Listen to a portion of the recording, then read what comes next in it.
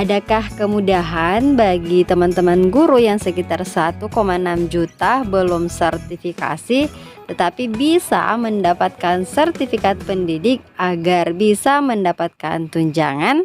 Jawabannya ada, teman-teman.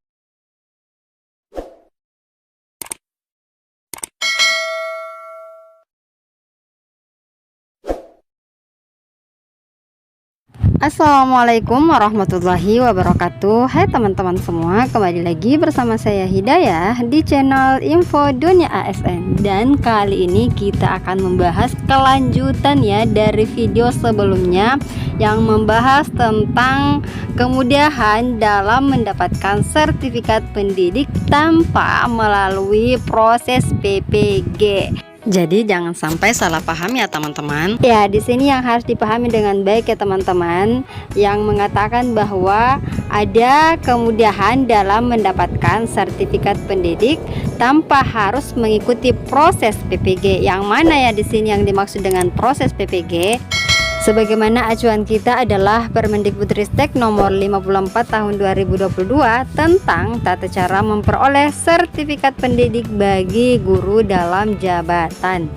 Yang Hidayah maksudkan bisa mendapatkan sertifikat pendidik tanpa melalui proses PPG, bahwasanya istilah proses yang di sini terkait ya pada pasal 18 bahwa pembelajaran PPG dalam jabatan dilakukan secara luring atau daring. Kemudian dilanjutkan ya pada pasal 19. Adapun tahapan pertama untuk teman-teman yang mengikuti program PPG yakni mengikuti pembelajaran mahasiswa, yang mana terdiri dari pendalaman materi, pengembangan perangkat pembelajaran, dan mengikuti praktik pengalaman lapangan. Kemudian selanjutnya pada pasal 20 dikatakan pada ayat pertama, setelah mengikuti pembelajaran maka mahasiswa harus mengikuti uji komprehensif. Ayat 2 dijelaskan uji komprehensif sebagaimana dimaksud pada ayat 1 dilaksanakan oleh LPTK.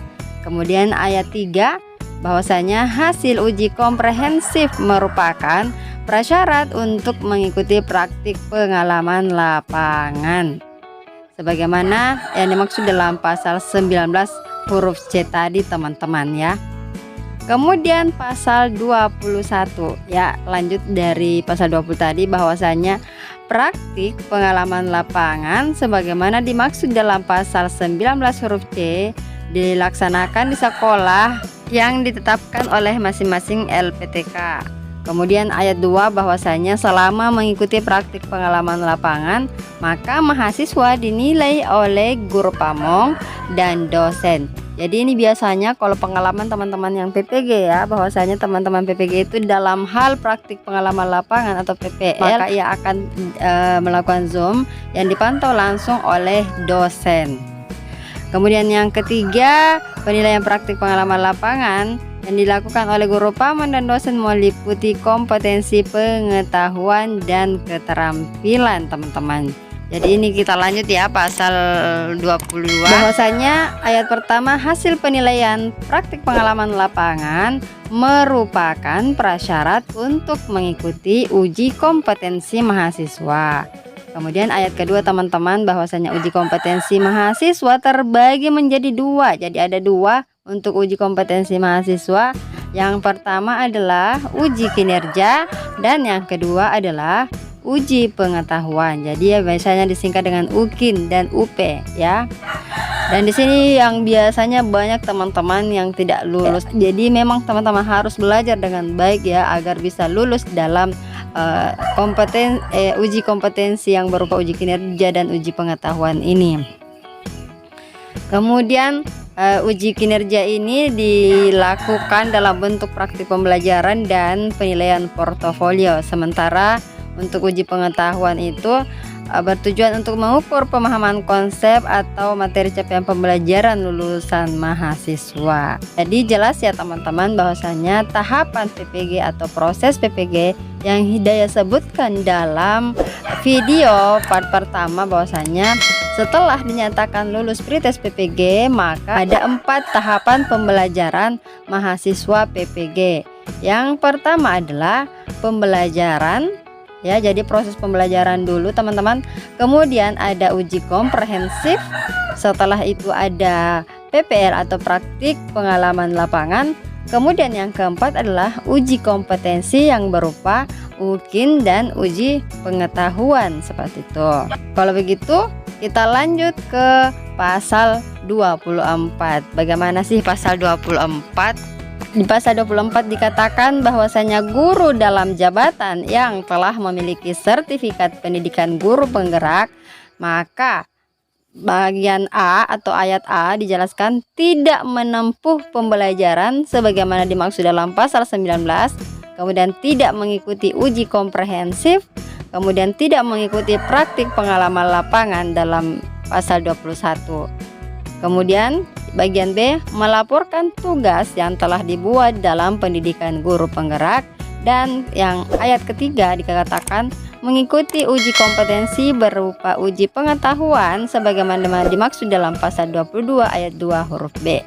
Apa maksudnya teman-teman?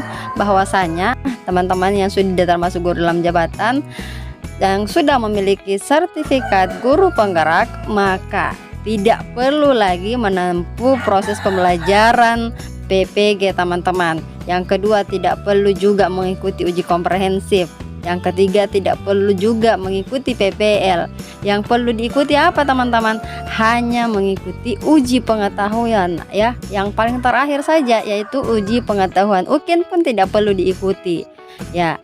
Jadi uji pengetahuan. Kemudian yang kedua, hanya melaporkan tugas-tugas yang telah dibuat dalam pendidikan guru penggerak. Jadi ada dua teman-teman yang harus dilaksanakan oleh teman-teman yang sudah mempunyai sertifikat guru penggerak. Jadi diberi kemudahan ya teman-teman. Saya anggap ini adalah salah satu kemudahan untuk teman-teman yang belum memiliki sertifikat pendidik. Kemudian kita lanjut lagi teman-teman, kemudahan yang lainnya. Guru dalam jabatan yang telah mengikuti pendidikan latihan profesi guru atau yang biasa kita kenal dengan istilah PLPG, maka tidak perlu juga menempuh pembelajaran, kemudian tidak mengikuti uji komprehensif, kemudian tidak mengikuti praktik pengalaman lapangan juga. Kemudian yang hanya diikuti oleh guru yang sudah mengikuti PLPG adalah uji kompetensi berupa uji pengetahuan. Ya, jadi cuma satu yang diikuti oleh teman-teman yang sudah mengikuti PLPG. Ini lebih mudah lagi teman-teman. Jadi ini teman-teman solusi untuk bisa mendapatkan sertifikat pendidik tanpa harus mengikuti proses PPG yang panjang tersebut. Yang pertama adalah harus memiliki sertifikat guru penggerak, dan yang kedua adalah teman-teman harus dinyatakan telah mengikuti pendidikan latihan profesi guru atau PLPG. Dan ternyata ada nih teman-teman kemudahan lain ya yang diberikan kepada teman-teman yang meskipun belum memiliki sertifikat guru penggerak dan juga meskipun belum mengikuti PLPG. Apa kemudahan-kemudahan tersebut untuk bisa mendapatkan sertifikat pendidik ini?